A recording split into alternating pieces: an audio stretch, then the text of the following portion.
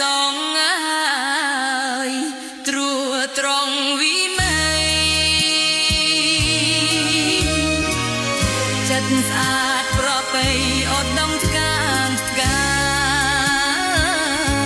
នបោះបង់វិអនុសា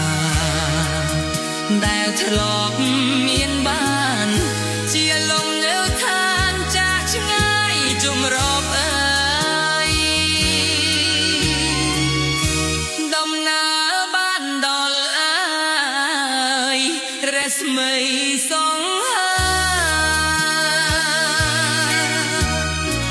ក្តីសង្ឃឹមថាបានឃើញក្តីសុខ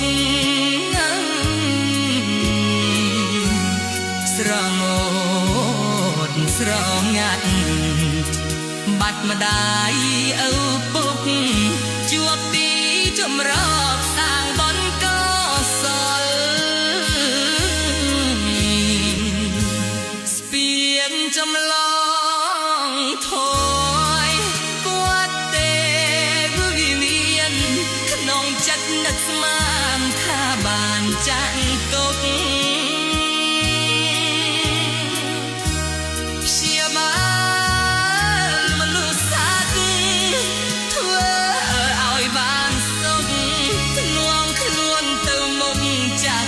ត្រៃលោក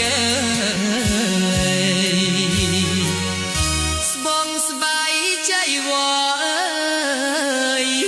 លលំដនដកកាយចាំងចិនរីករាយសាត្រទេក្រៃលះមកកាយាប្រាថ្នាស្រមៃផ្លាស់ដូ